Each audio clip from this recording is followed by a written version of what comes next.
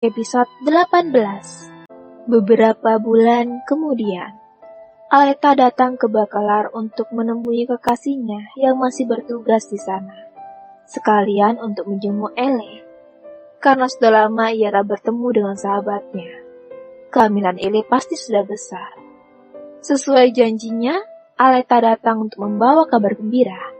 Gadis itu sudah meyakinkan kedua orang tuanya mengenai hubungannya dengan Zuran. Sebagai orang tua, karena mendengar hubungannya yang sudah jauh dan melampaui batas, mereka pun akhirnya setuju. Ele sedang memasak. Lambat laun, dengan kemandiriannya kini, gadis itu bisa mengerjakan pekerjaan rumah, memasak, dan sebagainya. Ia sengaja memasak karena Aleta akan datang. Zuran sendiri tengah menjemput kekasihnya. Tiba-tiba, Ele merasakan nyeri di perutnya. Aduh, perutku. Ele meringis. Kedua tangan berpegangan di meja.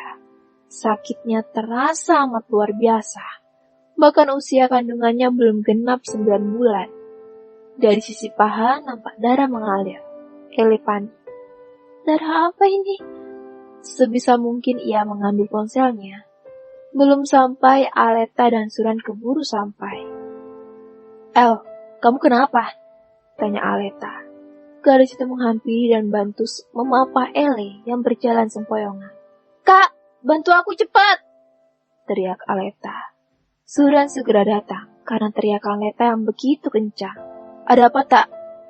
Zuran terkejut melihat darah mengalir dari sisi paha Ele. Bantu kakak membawanya ke mobil. Ele dilarikan ke rumah sakit. Ele melahirkan secara prematur dan harus segera dioperasi. Selesaikan administrasi dulu sebelum operasi dilakukan, ucap suster kepada Aleta. Ele dibawa ke rumah sakit yang dimana bukan tempat Zuran bekerja. Ibu hamil itu dibawa ke rumah sakit yang lebih besar. Tak, gunakan kartu debit milikku untuk biaya rumah sakit, ucap Ele sebelum masuki ruang operasi. Secara tidak langsung ia memberi kabar kepada suaminya, karena ia yakin kalau Axel akan mengecek notif yang masuk ke dalam ponsel mengenai pengeluaran kartu yang dipegangnya saat ini. Aleta mengangguk dengan wajah panik karena melihat wajah Ele yang begitu pucat pasi. Di tempat lain, Axel dan keputusasaannya kini tengah duduk di sofa kamar sambil melihat ke arah luar jendela. Pria itu tak lagi banyak berbicara setelah kehilangan istrinya. Penyesalan yang teramat dalam sampai istrinya pergi meninggalkannya. Apa kamu bahagia tanpa Daddy, El? Kenapa mencarimu begitu sulit? Kota itu kota kecil. Apa aku yang terlalu bodoh sampai tidak bisa menemukanmu? Sebuah notif masuk ke dalam ponselnya. Ponsel yang sudah lama tidak terdengar. Ponsel itu khusus hanya untuk Ele. Hanya gadis itu yang tahu nomornya. Semua laporan mengenai kartu debit pun akan masuk ke dalamnya. Axel langsung beranjak untuk mengambil dan melihat pesan masuk. Pesan dari bank, sebuah notif dengan tagihan yang jumlahnya begitu besar. Axel terkejut. Ele menggunakan kartu debit itu untuk yang pertama kalinya. Sebuah harapan untuk bisa menemukan istrinya. Axel menghubungi Jose. Siapkan kabel penerbangan ke Bakelar sekarang. Setelah menghubungi Jose, Axel segera bersiap. Ia semangat karena ada kabar dari istrinya. Tapi ia berpikir, tagihan sebanyak itu dipergunakan untuk apa? Jose senang, akhirnya tuanya kembali ke Bakelar setelah lamanya berputus asa. Jose tidak banyak berkata, ia hanya menerima ponsel yang diberikan Axel padanya. Lacak notif itu, aku harap itu benar istriku yang menggunakan kartunya, ucap Axel. Jose akhirnya tahu kenapa tuanya kembali ke Bakelar. Semoga Ele ditemukan dalam keadaan sehat. Axel baru sampai di kota Bakelar, menginjakkan kaki beberapa kali di kota itu mengenai pencarian istrinya. Berharap dengan harapan baru bahwa kali ini ia akan menemukan istri kecilnya dengan adanya notif masuk ke dalam ponsel. Setibanya di sana, Jose mengerahkan beberapa orang untuk mengecek informasi di sana melalui bank. Di rumah sakit, Ele masih belum sadarkan diri pasca operasi yang dilakukan. Bius total karena usianya masih terbilang sangat muda untuk melahirkan. Di usianya yang baru akan menginjak 18 tahun kini harus melahirkan seorang putra yang sangat tampan. Bayi mungil itu kini sudah terlahir ke dunia dengan bobot 2,5 kg. Lahir prematur dan harus berada di inkubator selama beberapa minggu. Aleta dan Zuran menatap bayi merah itu di balik kaca, sedangkan Ele masih berada di ruang ICU karena belum sadarkan diri. "Lihatlah, bayinya lucu sekali," ucap Leta kepada Zuran. "Suatu saat kita akan memiliki bayi seperti itu." Zuran meraih pinggang Aleta dari samping, dan gadis itu menyandarkan kepala di pundak kekasihnya. Selama berhubungan, Zuran selalu memakai pengaman. Ini resiko hamil di usia muda. Ia tak ingin Aleta bernasib seperti Ele, melahirkan dengan jalan operasi. Operasi lebih menyakitkan daripada normal. Tak berserang lama, beberapa orang datang ke rumah sakit mencari pasien bernama Grisele. Axel segera menuju ke sana setelah mendapat informasi dari bank. Dengan data pembayaran yang dilakukan oleh kartu atas nama Grisele. Hati Axel tidak tenang karena takut terjadi sesuatu dengan istrinya. Takut terjadi akan kecelakaan yang tidak diinginkan. "Bagaimana, Sus? Apa ada nama pasien atas nama Grisele?" tanya anak buah Jose kepada suster. Suster nampak ketakutan karena orang-orang yang datang berjumlah tidak sedikit. Apalagi dengan penampilan yang seperti Dr. Letor. Sebentar Tuan, kami akan mencari datanya lebih dulu. Suster sedikit panik karena merasa didesak. Tak lama, Axel dan Jose pun sampai di rumah sakit. "Bagaimana? Apa istriku menjadi pasien di rumah sakit ini?" tanya Axel kepada orang-orangnya. "Pasien bernama Grisele berada di ruang ICU," kata suster. Tubuh Axel melemas seketika. Apa yang terjadi dengan istri kecilnya? Kenapa berada di ruang ICU? Axel berjalan menyusuri lorong, seakan pijakannya tak berpijak. Dalam bayangnya telah terjadi sesuatu pada gadis itu. "Tuan," panggil Jose. Axel hanya mengangkat tangan seakan menyuruh laki itu untuk tetap diam dan tak mengatakan apapun. Yang ingin dilakukannya hanya ingin melihat bagaimana kondisi Ele dan apa yang terjadi padanya sampai berada di ruang ambang kematian. Setibanya di sana, Axel melihat seorang wanita yang ia kenali, Aleta, teman dekat Ele selama masih sekolah. Ia kira gadis itu tak tahu apa-apa karena ia pernah mendatangi gadis itu di rumahnya. "Kau?" Axel menatap Aleta dengan tajam, merasa dibohongi oleh gadis kecil itu. Sorot mata yang tajam membuat Zuran, sang kekasih Aleta, menarik gadis itu ke belakang tubuhnya. "Aku ada urusan dengannya, minggir," ucap Axel. "Urusan Aleta berarti itu urusanku," kata Zuran. Dua belah mata yang saling menatap dengan tajam. Aleta ketakutan, dan ternyata dugaannya benar. Axel pasti marah karena ia tidak berkata jujur saat pria itu saat menanyakan Ele kepadanya. Pandangan mereka teralih saat dokter keluar dari ruangan Ele. "Tuan Zuran," panggil dokter. "Ya?" Zuran mendekat. Dokter mengira Zuran sebagai suami dari pasien. "Istri Anda sudah melewati masa kritisnya, dan..." Axel langsung meraih kerah baju Zuran dan menyeretnya. "Apa maksud dari ucapan dokter barusan? Kenapa dokter itu mengiramu sebagai suami pasien?" Axel marah karena tidak rela jika pria itu dianggap suami pasien, karena jelas-jelas ia sendiri suaminya. "Yang di dalam sana Ele kan? Dia itu istriku." Axel mencampakkan Zuran, dan pria itu terhempas ke arah kiri. Andai tidak berpikir akan keberadaannya, mungkin Axel sudah menghajar pria itu. "Tenang, ini rumah sakit. Pasien baik-baik saja. Sebentar lagi dia sadar," jelas dokter. "Istri saya sakit apa, Dok? Kenapa masuk ruangan ini?" Dokter terlihat bingung. Katanya suaminya. Tapi kenapa istrinya melahirkan disangka sakit? Pikir dokter. "Uncle, Eli tidak sakit. Dia..." Lagi-lagi Axel menatapnya tajam. Rasanya ingin marah. Aleta pun langsung menunduk. Tidak seharusnya sikap Anda seperti itu. Pantas saja Ellie meninggalkanmu. Mungkin sikapnya tidak stabil seperti orang gila. Cetus Zuran yang terlihat kesal. Kau! Aksi Axel dicegah oleh Jose. Tenang Tuan, biarkan nona ini menjelaskan apa yang terjadi pada istri Anda, kata Jose. Aleta memberanikan diri. Gadis itu menarik lengan Axel dan bawanya ke ruang bayi.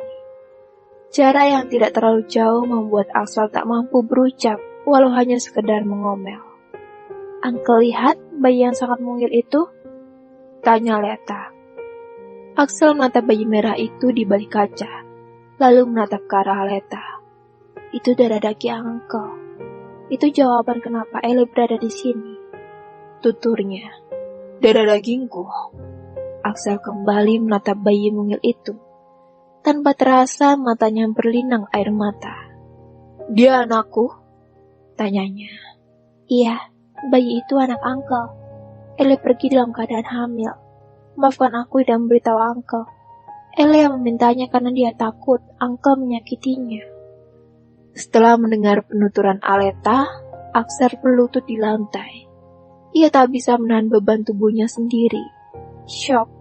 Axel sangat syok mendengarnya. Ellie pergi meninggalkanku karena takut. Sedangkan aku sendiri seperti orang gila karena kehilangannya. Luruh sudah air matanya. Leo, ini semua karena laki-laki brengsek itu. Tanpa diketahui bahwa Ellie tahu semuanya dari mulutnya sendiri. Ellie sudah dipindahkan ke ruang rawat karena masa kritisnya sudah dilalui. Gadis itu memang masih belum sadar sepenuhnya. Tapi dokter mengizinkan Axel masuk untuk menemani Ellie dalam sana. Menggenggam tangan Ellie dengan erat, berharap istrinya akan segera sadar. Axel ingin melihat istrinya terbangun, dan yang pertama dilihatnya adalah dirinya. Maafkan Daddy, El. Maaf sudah membuatmu berpikir bahwa Daddy menikahimu karena sebuah dendam. Tapi Daddy sangat mencintaimu. Axel menciumi jari jemari istrinya. Perlahan, tangan itu bergerak. Daddy, lirik Ellie. Dalam lubuk hatinya, nama sang Daddy masih tersimpan rapi. Meski tahu lelaki itu menikahinya karena dendam. El, ini Daddy sayang. Axel menciumi wajah Ellie bertubi-tubi. Perlahan, Ellie membuka mata. Saat sadar apa yang dilihatnya, ia langsung menarik tangannya di genggaman Axel. Ini Daddy, suamimu, tutur Axel. Daddy. Akhirnya tangis Ellie pecah. Tak dapat menahan kerinduannya. Anak kita. Ellie meraba perutnya yang sudah rata. Anak kita sudah lahir, bayi kita jagoan. Sebuah pengakuan yang membuat Ellie tersenyum. Kian senyum itu memudar saat ingat awal kenapa pria itu menikahinya. Maafkan aku sudah melahirkan bayi ke dunia ini. Pasti Daddy tidak menginginkannya, bukan? Daddy membenciku kan? Biarkan aku merawatnya. Runtuhan Ellie membuat luka dalam hati Axel. Pria itu pun akhirnya menangis. Axel berlutut di sisi berangkat, menelusupkan wajah di lengan istrinya. Kenapa kamu beranggapan Daddy tidak menginginkan kehadiran malaikat dalam hidup kita? Tidak pantaskah Daddy memiliki anak darimu? Sebegitu buruknyakah Daddy? Aku yang terlalu buruk lahir ke dunia ini. Aku yang tidak pantas untuk Daddy. Aku terlahir dari orang yang Daddy benci. Lepaskan aku, Daddy. Biarkan aku hidup bersama anakku. Kalian keluargaku. Sampai kapanpun kamu tetap akan menjadi istriku. Ellie semakin menangis saat mendengar pengakuan suaminya. Belum berakhirkah dendamnya, pikirnya. Tiba-tiba pintu terbuka. Dokter datang untuk memeriksa pasien. Axel pun beranjak dari posisinya yang sedang berlutut, menyeka air matanya yang masih berderai. Bagaimana, Dok? Tanya Axel setelah dokter memeriksa Ellie. Kondisinya cukup baik. Cuma butuh istirahat yang cukup, jawab dokter. Axel bernapas lega.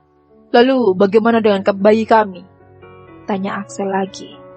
Mendengar itu, Ellie langsung menoleh ke arah dokter. Ia ingin melihat anaknya yang berjenis kelamin laki-laki. Untuk saat ini, bayi itu butuh penanganan khusus. Karena lahir secara prematur dan harus berada di inkubator beberapa minggu. Jelas dokter. Apa yang membuatnya lahir secara prematur? Tanya Axel. Ia takut akan gizi yang kurang baik atau yang lainnya. Terlalu banyak pikiran, itu faktor utama. Terlebih dengan usianya masih muda. Kenapa tidak menundanya lebih dulu? Tanya dokter. Axel terdiam, tak bisa menjelaskannya kepada dokter itu. Rasa bersalahnya semakin besar kepada istri kecilnya. Kalau boleh, biarkan pasien istirahat untuk beberapa jam ke depan dan jangan diganggu. Axel mengangguk mengerti. Pasca operasi memang seharusnya banyak istirahat. Setelah menjelaskan itu, dokter pamit undur diri. Kini tinggal mereka berdua di dalam ruangan itu. Elle membuang muka. Ia tak ingin melihat suaminya. Meski rindu itu tak tertahankan, tapi ia selalu teringat akan balas dendamnya yang membuatnya begitu kecewa. Axel menghampirinya lebih dekat, mengusap kepala Elle dengan sangat lembut. Tapi Elle tak bergeming, jangankan untuk menjawab, menoleh pun tidak. Hanya linangan air mata yang mewakili hatinya sekarang. Tidurlah, Dedi mau melihat bayi kita. Nanti Dedi kesini lagi untuk menemanimu. Axel mencium pucuk kepala Elle dengan dalam, mengusap pipi istrinya yang masih basah. Ia bisa memahami kondisi istrinya itu. Untuk sementara, ia membiarkan sikap Elle yang masih marah padanya. Sus, apa saya boleh masuk ke dalam sana? Tanya Axel pada suster yang baru keluar dari ruang bayi. Boleh, tapi gunakan pakaian khusus dulu, ucap dokter. Setelah memakai pakaian khusus serta masker, Axel pun masuk ke ruang bayi, menyentuh bayinya dari lubang kaca yang berada di pinggir, mengelus tangan mungil itu dengan lembut. Anakku, kamu terlihat kecil sekali. Maafkan Dedi, lirihnya. Apa selama dalam kandungan kamu merepotkan Mommy? Apa kamu tidak merindukan Dedi? Axel membayangkan istrinya yang hamil tanpa didampingi dirinya. Selama ngidam, apa saja yang diinginkannya. Ya Tuhan, Axel kembali menangis, merutuki dirinya yang menjadi suami tidak tahu akan istrinya. Merasa puas memandang wajah tampan mungil itu, ia kembali ke ruangan istrinya. Elle tertidur dengan pulas. Bahkan Axel sama sekali tak menghiraukan keberadaan Jose, Aleta, dan Suran yang masih setia berada di sana. Axel duduk di kursi, tepat di samping berangkar, menatap wajah yang ia rindukan selama beberapa bulan terakhir. Tak dapat menahan kesedihan, Axel kembali menangis. Terus menatap Elle dengan penuh penyesalan. Kamu boleh menghukum Dedi, El, tapi jangan lagi pergi dari hidupku. Aku mencintaimu, lirihnya. Beberapa jam kemudian, Axel mulai mengantuk. Tapi sebisa mungkin ia menahan rasa kantuknya. Ia benar-benar menunggu Elle terbangun tanpa mengganggunya. Sebenarnya, Elle sudah terbangun sejak Axel mulai menguap. Ia juga mendengar penuturan suaminya yang katanya begitu mencintainya. Pria itu akan menerima hukuman apapun darinya. Dan inilah bentuk hukuman untuk Axel. Mendiamkan pria itu sampai jerah. Elle akan mengunci sampai mana suaminya bisa bertahan akan sikap diamnya. Bersambung.